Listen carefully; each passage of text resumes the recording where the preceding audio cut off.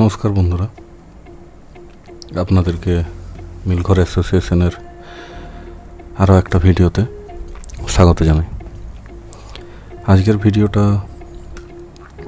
Basically তাদের জন্য যারা হয়তো ভাবছেন ক্লাস 10 ক্লাস 12 করার পর বা কলেজ পড়ছেন বা কলেজ কমপ্লিট করার পর গভর্নমেন্ট চাকরির জন্য প্রিপারেশন নেবেন। তো সেটার উপর বেস করে আজকে আমাদের ভিডিও। এ হচ্ছে আমাদের ইউটিউব চ্যানেল মিলঘর অ্যাসোসিয়েশন, এইখানে হ্যান্ডেল দেওয়া আছে। আমরা এইখানে বিভিন্ন ধরনের স্টাডি রিলেটেড ভিডিও নিয়মিত আপডেট করতে থাকি। আর পরবর্তীতে প্ল্যান আছে সব সাবজেক্টের এনসিইআরটি বেসড, আর পরবর্তীতে সেগুলো আমরা আলোচনা করব। তো সবাইকে আবার স্বাগত। চলুন আমাদের ভিডিওর দিকে যাওয়া যাক। এখানে আমরা মোটামুটি 40খানা এখনও পর্যন্ত ভিডিও করেছি। সাবস্ক্রাইবার আমাদের খুব কমই আছে, কোনো ব্যাপার নেই, কিন্তু আপনারা ভিডিওগুলো দেখুন যাতে আপনাদের আগামী দিনগুলো অনেক বেটার হয়। আজকে আমাদের ভিডিও আপনারা দেখতেই পাচ্ছেন, যেহেতু এখনকার দিনের জেনজিরাই যদি ধরি, তারাই এখনকার দিনের মোটামুটি কম্পিটিটিভের স্টুডেন্ট। তো নুবের সাথে তারা পরিচিত, প্রোয়ের সাথে খুব ভালোভাবে পরিচিত। তো নুব মানে যাদের মানে একদম আনএক্সপেরিয়েন্স, আর প্রো মানে এক্সপেরিয়েন্স, বুঝতে পারছেন। তো আমাদের পড়াশোনার ফিল্ডে প্রথমে কনফিউজ থাকে যদি তার ঠিকঠাক গাইডেন্স না থাকে, কিন্তু পরবর্তীতে যদি ঠিকঠাক গাইডেন্স বা পড়াশোনা ঠিকঠাকভাবে করা যায় তো একটা সরকারি চাকরি কয়েক বছর পরিশ্রমের পরে আরামসে পাওয়া যায়। তো আজকে আমাদের সেটাই নিয়ে চ্যানেলের যে মেন বিষয়বস্তু, বেসিক্যালি তোমরা যারা এসএসসি স্টাফ সিলেকশন কমিশন যেটা আছে তার সিজিএল, সিএইচএসএল, এমটিএস, আরআরবির যে সকল পোস্টগুলো আছে, group D, ALP, technician, NTPC, graduate and under graduate, NTPC বা জুনিয়র ইঞ্জিনিয়ার, স্টেট এক্সাম যেগুলো আছে, ডাব্লিউবিসিএস, আদার্স যেগুলো আছে, বিভিন্ন পোস্ট বেরোয় পিএসসির বা ওয়েস্ট বেঙ্গল পুলিশের যে এসআই আছে বা কনস্টেবল আছে, বা এসএসসির একটা জিডি পোস্ট যেখান দিয়ে প্যারামিলিটারি ফোর্সগুলোর ভর্তি নেওয়া হয়। তো এইসব নিয়ে এসব এক্সাম বেসড আমাদের এই চ্যানেলে পড়াশোনা করানো হয় একদমই বিনামূল্যে। আপনারা আমাদের চ্যানেলের সাথে যুক্ত হয়ে সরকারি চাকরির দিকে অগ্রসর হতে পারেন। তো আজকে আমাদের যেটা ভিডিওর মেন টপিক, সেটা হচ্ছে যারা এইসব পোস্টগুলো নিয়ে চাকরি করবেন বলে ভেবেছেন, তাদের জন্য আজকের ভিডিওটা গেম চেঞ্জার হতে পারে। কীরকমভাবে চলুন আমরা দেখে নিই। আমরা যে সরকারি চাকরি অ্যাকোয়ার করার জন্য যে আমরা প্রিপারেশন নেব বা যে আমরা স্টাডিটা করব, সেটা অ্যাকচুয়ালি দু টাইপের বেস্ট হয়। এক হয় এক্সাম বেসড, আর একটা হয় নলেজ বেসড। তো সে সম্বন্ধে আমরা পরবর্তী ভিডিওতে 2-4 কথা বলবো, কারণ আমাদের ভিডিওর কন্টেন্ট অনেকটাই আছে, তাই অনেকটা সময় লেগে যেতে পারে। তার জন্য আমরা তাড়াতাড়ি পরের স্লাইডে চলে যাই। পরের স্লাইডে আমাদের দেখুন এখানে একটা ফটো রয়েছে, যেখানে বিভিন্ন সাবজেক্টের নাম লেখা রয়েছে সিঁড়িগুলোতে। এক একটা আপনার কাভার আপ করে যেতে হবে, যদি এক একটা কাভার আপ করে যেতে পারে। আমাদের এখানে বিভিন্ন সাবজেক্ট রয়েছে। এই সাবজেক্টগুলো যদি আপনারা ঠিকঠাকভাবে কমপ্লিট করতে পারেন আর যদি তার সাথে স্মার্টলি প্রিপারেশন নেন, তাহলে আপনাদের ক্ষেত্রে একটা সাফল্য লাভ করা বা একটা সরকারি চাকরি, ডাব্লিউবিসিএস, ডাব্লিউবিপি, এসএসসি, আরআরবি কোনো বড় ব্যাপার না। ঠিক আছে, যদি আপনারা ঠিকঠাকভাবে 1.5 থেকে 2টি বছর দেন আপনাদের নিজস্ব জীবনের, যদি আপনাদের সেই সম্বন্ধে স্ট্র্যাটেজি যে আমরা পরবর্তী ভিডিওতে সেগুলো নিয়ে আলোচনা করব, আজকের ভিডিওর টপিক থেকে আমরা সরে যাচ্ছি, তাই মেন টপিকের দিকে ফিরে আসি। তো আমরা যে বলছিলাম স্টাডি দু ধরনের হয়, যে বলছিলাম আমরা কিছুক্ষণ আগে, স্টাডি যেটা আছে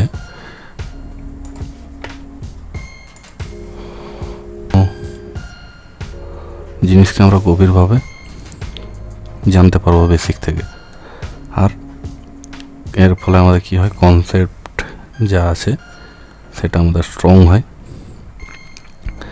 বাস্তব জীবনে কাজে লাগে, আর লং টার্মে আপনার সেগুলো মনে থেকে যায়। আর যদি এক্সাম বেস করি, সেটা আমাদের যে এক্সাম নিয়ে করবো সেই এক্সামের প্যাটার্ন ওয়াইজ আমরা পড়াশোনা করবো, এক্সট্রা কোনো কিছু আমরা জানবো না। যেগুলো অনলি গুরুত্বপূর্ণ টপিকস আছে সেগুলো নিয়ে আমরা পড়াশোনা করবো মেন ফোকাস দিয়ে পর। আর আমরা প্রিভিয়াস ইয়ার্স কোয়েশ্চেন্স এইসব জিনিস নিয়ে আমরা পড়াশোনা করব। আমাদেরকে প্রথমে, আমার মতে, যদি আপনাকে সাকসেসফুল হতে হয়, তো এই দুটো যে আমরা আলোচনা করলাম, নলেজ বেসড আর এক্সাম বেসড, এই দুটোর knowledge based plus exam based যদি আপনি দুটোকে কম্পাইল করতে পারেন, তাহলে আপনার কিন্তু সাকসেস খুব তাড়াতাড়ি চলে আসতে পারে। মানে কীরকম আপনাদের স্ট্র্যাটেজিটা হওয়া উচিত? স্ট্র্যাটেজি আপনাদের হওয়া উচিত, ফার্স্টে কনসেপ্ট আমাদের যা আছে সেটা আমরা ক্লিয়ার করে নেবো, সে যে কোনো সাবজেক্টই হোক। তারপরে আমাদের রেগুলার প্র্যাকটিস করতে হবে, আর আমাদেরকে তারপরে আমাদের স্টাডি কীরকম চলছে সেটাকে চেক করার জন্য আমাদেরকে মাঝে মধ্যে মক টেস্ট দিতে হবে, আর ভুলগুলো যেগুলো রয়েছে সেগুলোকে আমাদেরকে অ্যানালাইজ করতে হবে। অ্যানালাইজ করে পর আমাদের সেটাকে ঠিক করতে হবে, তাহলেই ঠিকভাবে আমরা কিন্তু সাকসেসটা লাভ করতে পারবো। মেন ব্যাপার ট্যাগলাইন, মানে আপনাকে প্রথমে নলেজ বেস জানতেই হবে, তারপরে আপনি শর্ট ট্রিক্স যা আছে সেগুলো exam base previous years question দিয়ে পর আপনি সাকসেস পেতে পারেন। চলুন পরবর্তী সাবজেক্টে আমরা চলে যাই, যেখানে পরবর্তী ট্যাবে আমাদের দেওয়া আছে এনসিইআরটি এত গুরুত্বপূর্ণ কেন। এই যে এনসিইআরটি বলে, এনসিইআরটি মানে কি? এনসিইআরটি হচ্ছে আমাদের national council of educational research and training. মানে হচ্ছে আমাদের কেন্দ্রীয় সরকারের একটা টিম বা বডি রয়েছে, যাদের কাজই হচ্ছে national council education research and training. যে সমস্ত আমাদের সাবজেক্টগুলো রয়েছে সেগুলোকে কোন কোন জিনিসগুলো দেওয়া উচিত স্টাডিজ করার সময় বিভিন্ন ক্লাসে, সেগুলো তানারা ঠিক করেন। আর বিভিন্ন রকম জিনিস রয়েছে যেগুলো আমরা পড়ব, তারা বিভিন্ন ধরনের বইগুলো করেন, লিখেন, এটা সম্পূর্ণ ফ্রিতে পাওয়া যায়। তো এনসিইআরটি আমাদের এই পেজ বা এই স্লাইডের আমাদের মেন আলোচনা, এনসিইআরটি এত গুরুত্বপূর্ণ কেন। কারণ এটা যদি আমরা লাইন বাই লাইন পড়ি, তো আমাদের ধারণা বা কনসেপ্ট ক্লিয়ার হয়ে যায়। বেসিক যেটা আমাদের থাকে শক্তিশালী করে, যেটা আমাদের এক্সামের জন্য খুব দরকার, যেটা সরকারি চাকরির জন্য অত্যন্ত জরুরি, আর খুবই সহজ ভাষাতে, আপনার বাংলা চাইলে বাংলাতে, ইংলিশ চাইলে ইংলিশে, হিন্দিতে চাইলে হিন্দিতে, খুব সহজ ভাষাতে ব্যাখ্যা করা থাকে। আর যদি আপনার কনসেপ্ট ক্লিয়ার থাকে, তাহলে কিন্তু বারবার এইখান থেকে লাইন থেকে কোয়েশ্চেন আসছে, যে কোনো সাবজেক্টই হয়ে যাক না কেন। তাই আমাদের এনসিইআরটি কিন্তু খুব ভালোভাবে পড়া দরকার, একবার না যতবার ইচ্ছা আমাদের পড়া দরকার। এখানে কিন্তু ডাইরেক্টলি কোয়েশ্চেন আপনার যে এসএসসি আছে বা আপনার আরআরবি আছে, সেখানে কিন্তু ডাইরেক্ট কোয়েশ্চেন এখান থেকে আসে না, কিন্তু কনসেপ্ট যদি জানেন, আবার অনেক সময় ডাইরেক্টও আসে, লাইন থেকে তুলে দেয়। কনসেপ্ট যদি 100% আপনার ঠিক থাকে, তাহলে কিন্তু আপনি যে কোনো পরীক্ষায় বাজিমাত করে ফেলবেন। এনসিইআরটি মেন হচ্ছে আপনার ফাউন্ডেশন বা বেস বলুন বা ভিত বলুন, আপনার যদি প্রস্তুতিটা একটা ঘর হয় তাহলে তার ভিত বলুন, সবই কিন্তু এই এনসিইআরটি। তাই এনসিইআরটি আমাদের খুব ভালো করে জানা দরকার।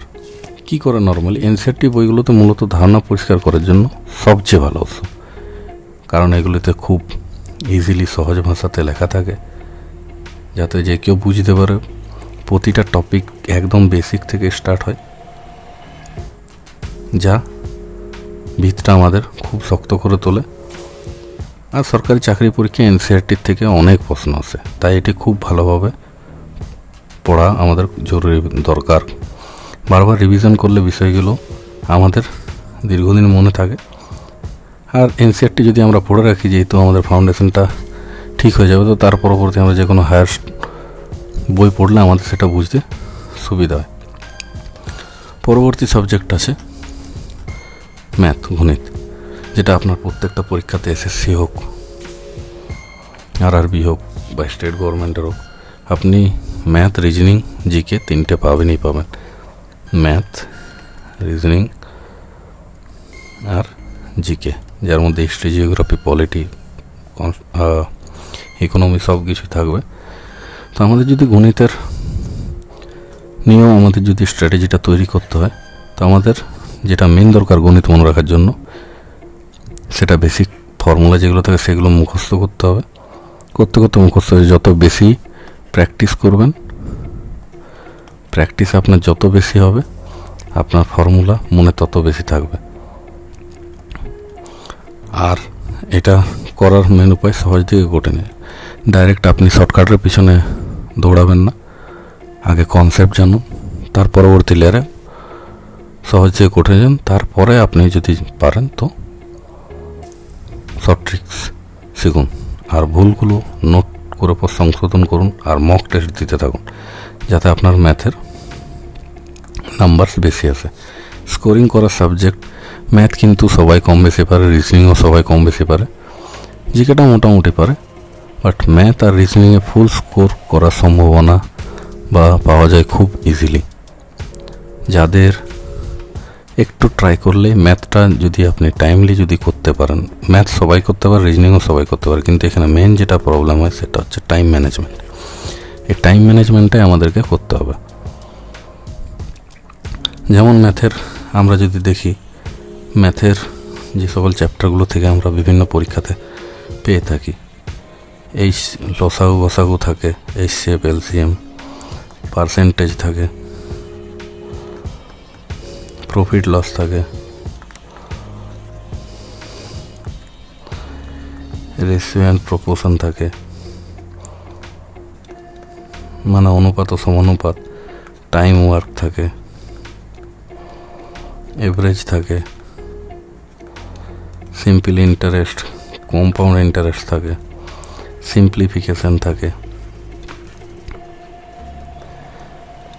বেসিক অ্যালজেব্রাস থাকে, আর মেনসুরেশন দেখতে পারি আমরা, যেটাকে আমরা ত্রিকোণমিতি বলি। কি দেখতে পাবো এখানে আমরা? এখানে দেখতে পাবো হাইট অ্যান্ড ডিস্টেন্সের অঙ্ক,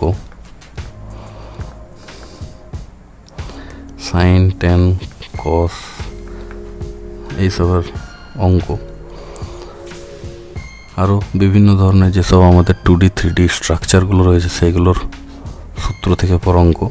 তো এগুলো আমাদেরকে কিন্তু বারবার প্র্যাকটিস করতে হবে, প্রিভিয়াস ইয়ার্সের কোয়েশ্চেন লাগাতে হবে, মক টেস্ট দিতে হবে, তাহলে যদি আমাদের সেটা তাড়াতাড়ি আমরা সাকসেসের দিকে এগিয়ে যাব। পরবর্তী সাবজেক্ট যদি দেখি, তো পরবর্তী সাবজেক্ট আমাদের এখানে আছে ইতিহাস। দেখুন, ইতিহাস এমন একটা বিষয়,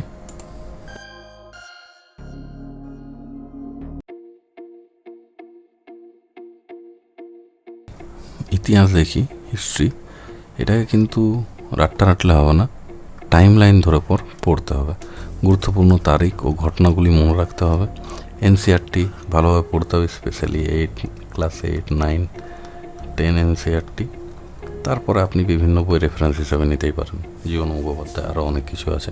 ছোটো ছোটো নোট তৈরি করুন। আর যেমন আমরা যতদূর হিস্ট্রিকে ভাগ করি টাইম লাইন হিসাবে, তো সেটা 3টে ভাগে ভাগ করে আমরা এনসিয়েন্ট হিস্ট্রি, মেডিভেল হিস্ট্রি আর মডার্ন হিস্ট্রি। আমাদের পরীক্ষার পার্সপেক্টিভে এগুলো তো জানা দরকারই, কিন্তু মডার্নটা আমাদের সবচেয়ে বেশি করে জানা দরকার। এর মধ্যে আমাদের যে বিপ্লব আছে, মহাবিদ্রোহ, 1857, স্বাধীনতা সংগ্রাম, ফ্রিডম মুভমেন্ট, বা যে কংগ্রেস সিজনগুলো আছে, সেগুলো আমাদের থেকে বেশি কোয়েশ্চেন আসে। গান্ধীজি, নেতাজি সবাই এর মধ্যে আছে।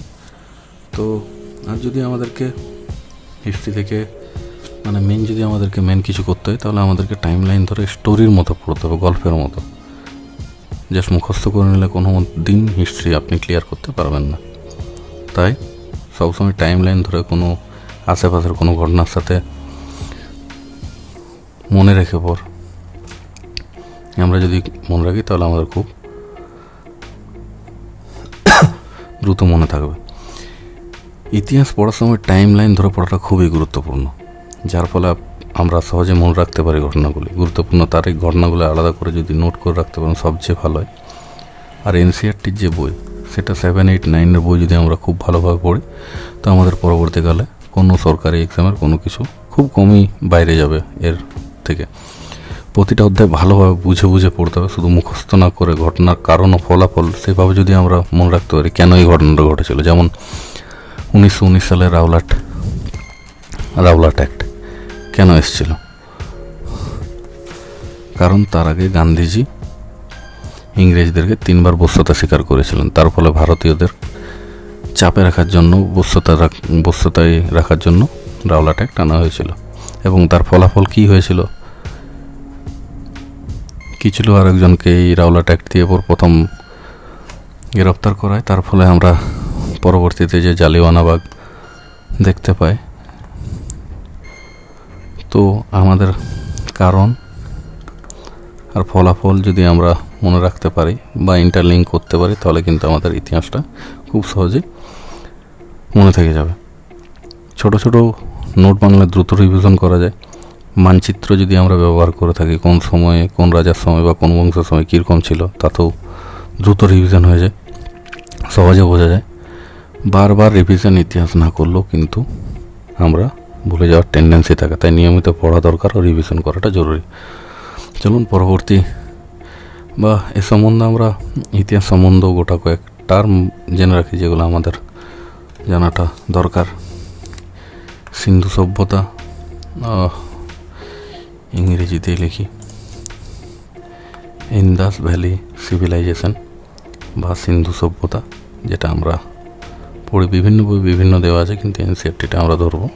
তা মোটামুটি 1750 থেকে 1600 বা 1500 BC পর্যন্ত, খ্রিস্টপূর্বাব্দ পর্যন্ত কিন্তু আমাদের এটার অস্তিত্ব ছিল। তারপর বৈদিক পিরিয়ড বা বৈদিক যুগ, যেটা আমাদের 1500 থেকে 1000 প্রারম্ভিক বৈদিক যুগ, আর 1000 থেকে 500 BC পরবর্তী বৈদিক যুগ। তারপরে যেসব আমাদের মহাজনপদগুলো আছে, মহাজনপদ 16টা ছিল। তারপরে তার মধ্যে মগধটা সবচেয়ে শক্তিশালী হয়। তারপরে সেইখান থেকে আমাদের যে সাম্রাজ্যবাদের যুগ ধীরে ধীরে আসে, মৌর্য সাম্রাজ্য বা গুপ্ত, চোলা, অনেক কিছুই ছিল। তারপর আমাদের দিল্লি বেস্ট, মগধ থেকে শিফট হয়ে ধীরে ধীরে আমাদের দিল্লি বেস্ট সরকার চলে আসে, দিল্লি সুলতানাত। তারপর আমাদের এখানে শাসন করে মুঘলের পর 1857 মহাবিদ্রোহ, ইন্ডিয়ান ন্যাশনাল কংগ্রেস 1885, স্বদেশী আন্দোলন, আইন অমান্য, যে সকল বড় বড় অনেক কিছু আমাদের ভারতের ইতিহাসে আছে, সেগুলো জানা দরকার। বা ভারত ছাড়ো আন্দোলন 1942, আমাদের দেশ স্বাধীন হতে গেলে আমাদের এক্সাম বেশ না নিজেদের তো জানা দরকারই। আর তারপরে আমাদের যে বিভিন্ন ইম্পর্ট্যান্ট আজকে যে আমরা কনস্টিটিউশন দেখছি সেগুলো যে ইম্পর্ট্যান্ট অ্যাক্ট ছিল যেগুলোর মাধ্যমে আমাদের আজকের এই সংবিধানটাকে আমরা পেয়েছি। তো এইসব জিনিসগুলো এত কিছু জিনিস আমাদের জানা দরকার। আমরা পরবর্তীতে ধীরে ধীরে সব সাবজেক্ট ওয়াইজ কন্টেন্ট আনতে থাকবো, আপনারা সেটাকে ফলো করুন, নিজের থেকে এনসিআরটি পড়ুন, অনেক ভালো রেজাল্ট করবেন আশা করছি।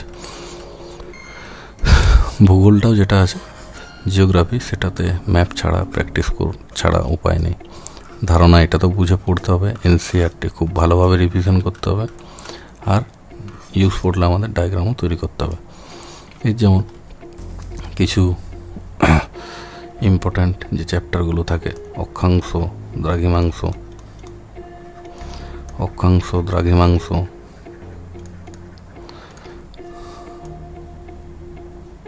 আবহাওয়া,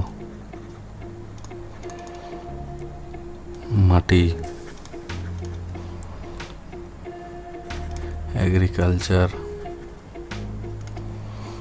biosphere, ecosystem,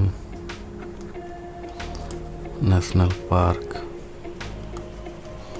and wildlife sanctuaries, এসব জিনিসগুলো আমাদের কোথায় কী অবস্থান করছে এসব সম্বন্ধে আমাদের জানা দরকার। তাছাড়া খুব মুশকিল এত বড় সাবজেক্টটাকে মনে রাখা। সব সাবজেক্টই আমাদের কিছু না কিছু পড়তেই হবে, আর ভালোভাবে পড়তে হবে যদি চাকরি পেতে চান, নইলে এরকম পড়াশোনা করতে পারেন। যাই হোক, তো ভূগোল পড়ার সময় আমাদের ম্যাপ প্র্যাকটিস করা অত্যন্ত গুরুত্বপূর্ণ, বা একটা ম্যাপের বই দেখে কোথায় কোন অবস্থানে কী অবস্থান করছে সেগুলো জানা দরকার। তার ফলে কী হয়, আমাদের জায়গা অবস্থান ভালোভাবে বোঝা যায়। শুধু মুখস্থ করে কোনো সাবজেক্টকে আমরা রপ্ত করতে পারবো না। এনসিআরটি বই ভূগোলের জন্য খুবই গুরুত্বপূর্ণ। আর যেসব প্রাকৃতিক প্রক্রিয়াগুলো আছে সেগুলো বাস্তবের জীবনের সাথে যদি লিঙ্ক করে পড়া যায় খুব আমাদের দ্রুত মনে থাকে। নিয়মিত রিভিশন করলে তথ্যগুলো মনে থাকে, বিভিন্ন চার্ট টেবিল ব্যবহার করলে পড়া সহজ হয়। টপিকগুলো আলাদা আলাদা করে কনসেপ্ট পরিষ্কার থাকলে যে কোনো প্রশ্নের উত্তর আমরা কিন্তু খুব সহজেই দিতে পারবো। আর যদি আমরা বলি যে কীভাবে কী করা যায়, তো এনসিআরটির 6 থেকে 10 আমি যেগুলো বলছি এগুলো যদি পড়েন তো এসএসসি সিজিএল লেভেলের পরীক্ষা, এনটিপিসি গ্র্যাজুয়েট এগুলো করাই যেতে পারে, কোনো এমন বড় ব্যাপার না। ফিজিক্যাল জিওগ্রাফি মানে ভূগোলের যেসব রূপ আছে, ভৌগোলিক রূপ, সেইগুলো, ক্লাইমেট, রিভার, এইসব নিয়ে পড়লে আমাদের খুব ভালোভাবে প্রিপারেশন হবে। যেমন যদি আমি গঙ্গা বলি, গঙ্গা, ব্রহ্মপুত্র এগুলো, বা দামোদর, এগুলো কোথায় অবস্থান করছে সেগুলো এক্স্যাক্ট যদি আপনি ম্যাপে জানেন, কোন রাজ্য দিয়ে বয়ে যাচ্ছে, কোথায় গিয়ে পতিত হচ্ছে, কোথায় দিয়ে শুরু হচ্ছে, তাহলে কিন্তু ভূগোলটা খুব ইজিলি মনে রাখা যায়। তো ম্যাপটা আমাদের খুবই ইম্পর্টেন্ট। পরবর্তী আমরা চলে যাব ভারতের সংবিধান। এই সাবজেক্টটা তো অ্যাটলিস্ট সব ইন্ডিয়ানদের পড়া দরকারি। একটা দেশে বাস করছেন, ডেমোক্রেটিক দেশে, তো তার ফলে আপনার অধিকার কী, আপনার কর্তব্য কী, বা আমাদের যে আর্টিকেল 32 আছে, যেটাকে Baba Saheb Ambedkar heart and soul of the constitution বলেছিলেন, বা 226, এগুলো আমাদের কনস্টিটিউশন আমাদেরকে দেন। কনস্টিটিউশন আমাদেরকে এই দুটো আর্টিকেল ইউজ করে আমরা হাইকোর্টে আর সুপ্রিম কোর্টে রিট পিটিশন দাখিল করতে পারি, যেটার ফলে আমরা সরকারের অপোজিটও কেস করতে পারি সুপ্রিম কোর্টে, হাইকোর্টে। ভারতীয় সংবিধান জানতে গেলে আমাদেরকে পুরনো যেসব অ্যাক্টগুলো আছে, কোম্পানির আমলে হোক বা রাজা রানীর আমলে ইংল্যান্ডের, মানে 1773 থেকে যেসব বিলগুলো আমরা পেয়েছি সেসব বিলগুলো বা অ্যাক্টগুলো আমাদেরকে জানা দরকার। সেটা দিয়ে আমাদের 1935 সালের যে অ্যাক্ট হয়েছিল সেই অ্যাক্টের উপর বেস্ট করে আমাদের ভারতের সংবিধানটা তৈরি হয়। সংবিধানের বেসিক জানা দরকার, কিভাবে তৈরি হয় ড্রাফটিং কমিটির দ্বারা, বা এই ড্রাফটিং কমিটি কার সুপারিশে হয়, কোন কমিটির সুপারিশে, এনার হেড কে ছিলেন, কে লিখেছিলেন, কিভাবে লেখা হয়েছিল, কতজন মেম্বার ছিলেন, কোথার থেকে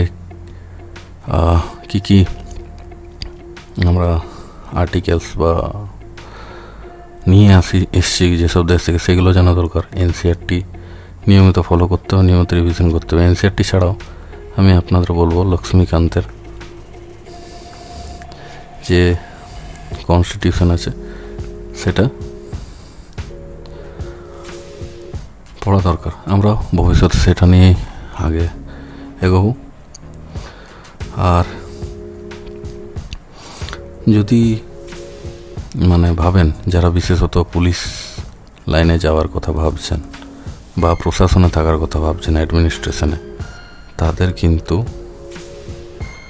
কনস্টিটিউশন ছাড়া কোনো গতি নেই। এটা স্কিপ করলে এক্সামে মার্কস পাওয়া যাবে না। বিভিন্ন সাবজেক্ট থাকে, সেগুলো থেকে সেই কনসার্ন পোস্টের জন্য বিভিন্ন রকম এক্সাম নেয়। যেমন পুলিশের ক্ষেত্রে এই কনস্টিটিউশনটার উপর বেশি চাপ দেওয়া হয়, এখান থেকে কোয়েশ্চেনের ওয়েটেজ বেশি আসে অন্যান্য পরীক্ষার তুলনায়। যেমন আমাদের সবাই হয়তো পড়ে থাকবেন, আমরা ভারতকে একটা সেকুলার, যেটা আমাদের সরকারি বইয়ের ফার্স্ট পেজে দেওয়া থাকে, সেটাকে প্রস্তাবনা বা প্রিয়াম্বেল বলা হয়। Fundamental rights, fundamental duty, DPSP, citizenship, parliament, president, PM, CM, governor, এইসব সম্বন্ধে আমাদের এই সাবজেক্টটা আমরা পড়তে পারবো, যেগুলো থেকে আমাদের কোয়েশ্চেন আসে। আমরা পরবর্তীতে ধীরে ধীরে নিয়ে আসবো ভিডিও, আপনারা যুক্ত হয়ে আমাদের সাথে থাকতে পারেন। পরবর্তী কোয়েশ্চেন বা পরবর্তী সাবজেক্ট আমাদের অর্থনীতি। আজকের ভিডিওটা অনেকটাই লম্বা হচ্ছে, আর হয়তো 10-15 মিনিট যাবে আপনাদের, একটু ধৈর্য ধরে পড়ে বসুন। বা অর্থনীতি, সেটা বেসিক কনসেপ্টটা বুঝতে হবে, বর্তমান কারেন্ট অ্যাফেয়ার্স ফলো করতে হবে এবং সহজ ভাষাতে নোট বানাতে হবে। এটা রিলেটেড যেসব টপিকগুলো থাকে আমরা তো কম বেশি শুনেই থাকি, জিডিপি, গ্রস ডোমেস্টিক প্রোডাক্ট, বা আরও অনেক কিছুই থাকে, যেমন ইনফ্লেশন বা মূল্যস্ফীতি, ইনফ্লেশন, ব্যাংকিং, বাজেট। আমরা ইকোনমিকে অনেকেই ভয় পাই, কিন্তু বিশ্বাস করুন এটা খুবই ইজি। যদি এনসিইআরটির বেসিক আপনি ক্লাস 9 আর 10-এর বেসিক বইটাও পড়েন, তাতেও আপনার অনেকটাই ধারণা তৈরি হবে। কিন্তু এটাকে আপনাকে রিয়েল লাইফ এক্সাম্পল দিয়ে আপনাকে পড়তে হবে, তাহলে কিন্তু আপনার ভালোভাবে হওয়ার সম্ভাবনা আছে। আর অর্থনীতি বুঝে গেলে বেসিক কনসেপ্টটা আপনার পরিষ্কার থাকা প্রথম থেকেই জরুরি। যদি এনসিইআরটি বই দিয়ে শুরু করেন, তাহলে ভিত্তিটা আপনার খুব ভালো তৈরি হবে। কারেন্ট অ্যাফেয়ার্সকে ফলো করাটা খুবই গুরুত্বপূর্ণ। ব্যাংকিংয়ের যে বললাম, ব্যাংকিংয়ের repo rate, reverse repo rate কী, বা ইনফ্লেশন কত, এইসব জিনিস। বা আমাদের যেমন থাকে সেক্টর, উৎপাদন ক্ষেত্র, প্রাইমারি সেক্টর, প্রাথমিক sector, secondary sector, tertiary sector বা সার্ভিস সেক্টর, এইসব জিনিসগুলো আমাদের পড়া দরকার। এগুলো থেকে প্রায় কোয়েশ্চেন আসে, যে কোনো পরীক্ষাতে 2-3-4 কোয়েশ্চেন এক্সাম ভ্যারি করে। অর্থনীতির সাথে বাস্তব জীবনের সম্পর্ক আছে, তাই উদাহরণ নিয়ে পড়া খুবই উচিত। কঠিন টার্মগুলো সহজভাবে বুঝে নিতে হবে। তারপর তো আমরা আছি, নিয়মিত পড়ানো হলে বিষয়টি কঠিন মনে হতে পারে। এর সাবজেক্টের প্রতি ভয় আনবেন না, ভীতি তৈরি হতে দেবেন না। যদি ধারাবাহিকভাবে কন্টিনিউয়াসলি আপনি পড়তে থাকেন, অর্থনীতি কিন্তু যত দিন যাবে বারবার টার্মগুলোর সাথে রিলেট করবেন, তো তত সহজে আপনার কাছে ধরা দেবে। পরবর্তী আমরা পড়ব সায়েন্স, যেটা বিশেষত রেলের পরীক্ষার, আরআরবি পরীক্ষার টেকনিশিয়ান হোক, যদি আপনি চাকরি পেতে চান, টেকনিশিয়ান হোক, এএলপি হোক, গ্রুপ ডি হোক, এনটিপিসিতেও আসে, বা এখানে যদি আপনি যেই হন, আপনাকে সায়েন্স ভালো রকমভাবে মাস্টার্স করতে হবে, নইলে কিন্তু চাকরিতে পাওয়াটা চাপ হয়ে যাবে। এনসিইআরটির লাইন বাই লাইন পড়তে হবে আমাদের সায়েন্সের জন্য, ডায়াগ্রাম ভালোভাবে বুঝতে হবে, দৈনন্দিন জীবনের সাথে মিলিয়ে পড়তে হবে, আর রেগুলারলি রিভিশন করতে হবে। মক টেস্ট এসবের ব্যাপারে পরে যাবো আমরা। আর কি আছে, বিজ্ঞান পড়ার জন্য এনসিইআরটি সবচেয়ে গুরুত্বপূর্ণ বই, প্রতিটি লাইন ভালোভাবে বুঝে পড়তে হবে। খুব ইজি ভাষায় এনসিইআরটি লেখা থাকে, তাই লাইন বাই লাইন পড়তে হবে, খুব ভালোভাবে বুঝতে হবে, ডায়াগ্রামগুলো ভালোভাবে বোঝা দরকার। বাস্তব জীবনের সাথে মিলিয়ে পড়লে বিষয়গুলি সহজ লাগে, শুধু মুখস্থ না করে কনসেপ্ট বুঝতে হবে। যদি নিয়মিত আমরা রিভিশন করি তাহলে বিষয়গুলো আমাদের মনে থাকে, সে যে কোনো সাবজেক্টই হোক না কেন, কিন্তু বিজ্ঞানে আরও বেটার হয়। যেগুলো গুরুত্বপূর্ণ পয়েন্ট সেগুলোকে নোট করে রাখতে হবে, ছোট ছোট টপিক ভাগ করার পর আমরা যদি এগোই আমাদের খুব সুবিধা হবে। চ্যাপ্টার কমপ্লিট করার পর সেগুলো থেকে যদি আমরা মক টেস্ট দিই তাহলে আমরা বুঝতে পারবো আমাদের অ্যাকচুয়াল প্রোগ্রেসটা কত দূর কী হচ্ছে। এটার যদি এনসিইআরটির আমরা দেখি, তো এনসিইআরটির যে সায়েন্সের ভাগটা রয়েছে, সায়েন্সে কিন্তু অনেক ধরনের টার্ম কিন্তু আমরা পেয়ে থাকি, যেগুলো টার্ম ছাড়ো না, টার্মের মধ্যে যে লাইন বাই লাইন থাকে তার মাঝখান থেকে কোয়েশ্চেন আসে। রেলের যেসব পরীক্ষাগুলো বললাম, WBCSও আসে, সব কিছু তো আসে, কিন্তু লাইন বাই লাইন আপনাকে পড়তে হবে।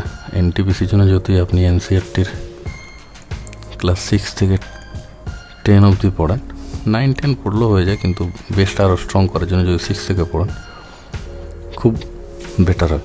যেমন গতি, আলোক, সাউন্ড, কেমিস্ট্রিতে, ফিজিক্সে এইটা, কেমিস্ট্রিতে অ্যাসিড, মেটাস, বায়োলজিতে হিউম্যান বডি, আমাদের যেসব তন্ত্র আছে, অঙ্গ আছে, বিভিন্ন জিনিস নিয়ে কোষ আছে, কলা আছে, সেগুলো নিয়ে আমাদের কিন্তু পড়াশোনা করতে হবে। কিন্তু কি করতে হবে আমি আবার লিখে দিচ্ছি, লাইন বাই লাইন আমাদেরকে পড়তে হবে।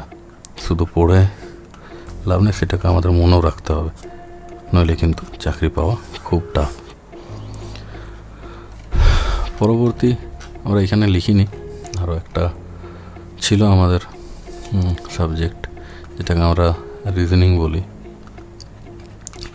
রিজনিংয়ে আপনার তর্কবিদ্যাটা বাড়ায়, কত কম টাইমে আপনি এই কোয়েশ্চেনের লজিকটা ধরতে পারছেন না, সঠিক উত্তরটা আপনি করতে পারছেন। তো সেটার উপর আমাদের রিজনিং সবাই পারে, কিন্তু টাইমের মধ্যে আপনাকে যদি মাস্টার্স হতে হয় তাহলে রিজনিং অনেক প্র্যাকটিস করতে হবে, বিভিন্ন টাইপের প্র্যাকটিস করতে হবে। আর এটা সবচেয়ে আমার মনে হয় এক্সামে সবচেয়ে এমন একটা সেকশন যেখানে খুব কম এফোর্ট দিয়ে খুব বেশি পরিমাণ আউটপুট পাওয়া যায়। তাই আপনারা চেষ্টা করুন রিজনিংকে আয়ত্ত করার। আর এর পরবর্তী আমরা জাস্ট ফাইনাল স্ট্র্যাটেজি আমরা আলোচনা করে নেবো, তারপরে আজকে আমরা ভিডিও শেষ করব। কিন্তু যদি তার আগে আমরা একটু আলোচনা করে নিই,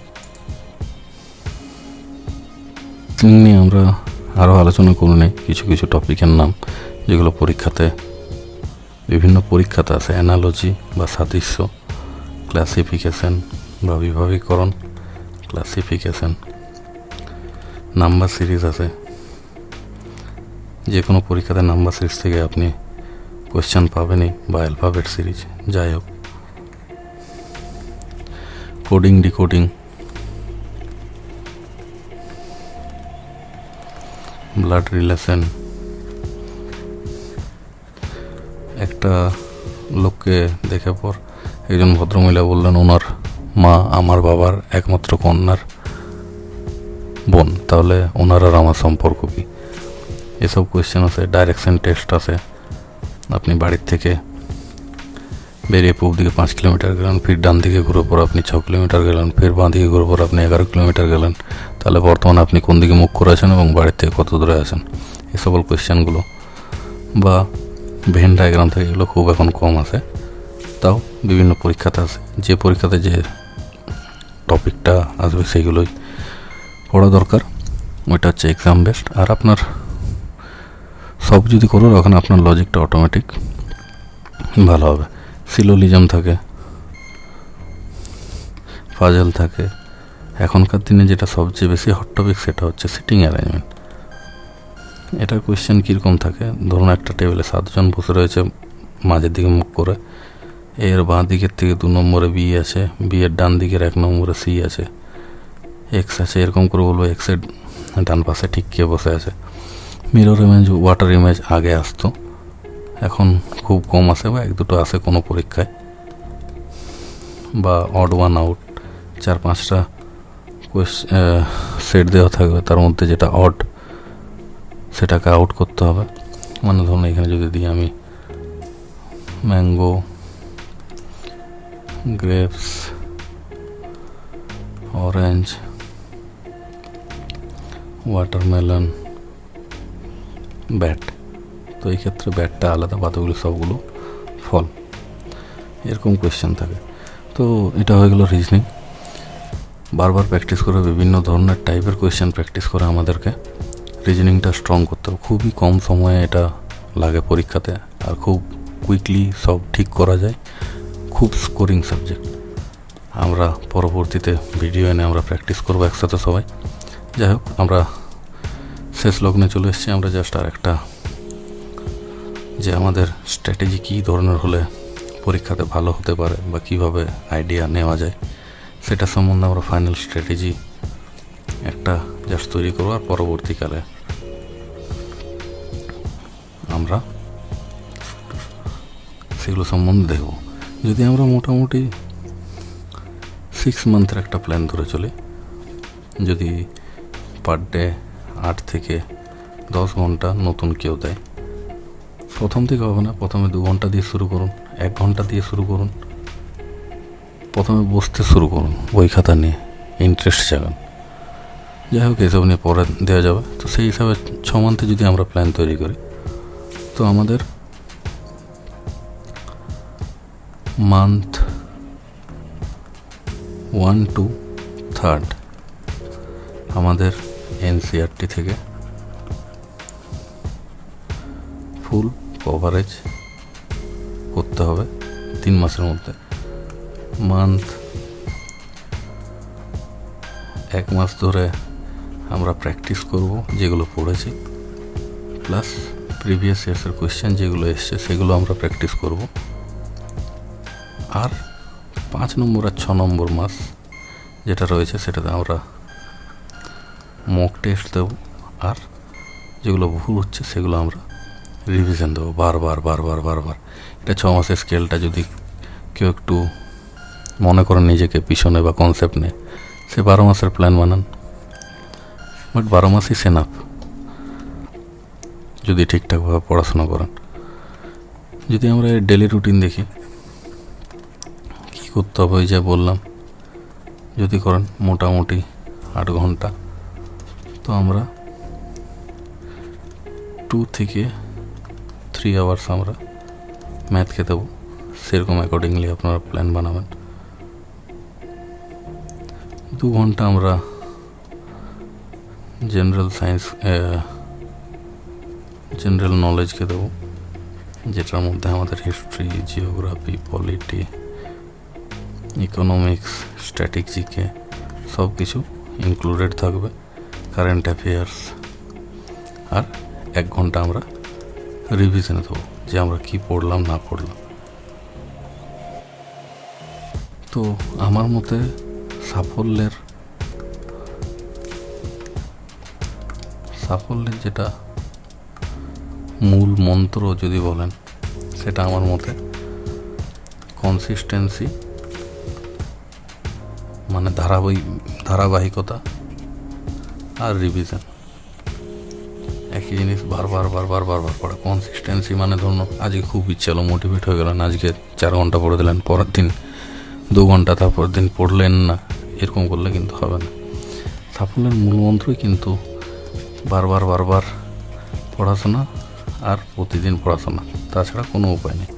এরকমভাবে 1 থেকে 1.5 বছর দিন, অবশ্যই যে কোনো চাকরি আপনার, যে কোনো মিনিমাম একটা চাকরি আপনার হয়ে যাবে। যদি তোমরা সিরিয়াসলি এনসিইআরটি ফলো করো তাহলে বিশ্বাস করো, আমি কথা দিচ্ছি, এসএসসি, আরআরবি, স্টেট পরীক্ষার মেজরিটি নাম্বার আনা। আরআরবি তো এনসিইআরটি ফলো করলে খুবই হেল্পফুল, কিন্তু আদার্স যেগুলো আছে সেগুলো কোনো এক্সাম কিন্তু তোমাকে থামাতে পারবে না, থামানো সম্ভব না। তো এই বলে আজকের ভিডিও আমরা শেষের দিকে যাচ্ছি। ভালো থাকবেন। জয় হিন্দ, জয় ভারত, জয় বাংলা, জয় মানভূম। দেখা হবে পরের ক্লাসে।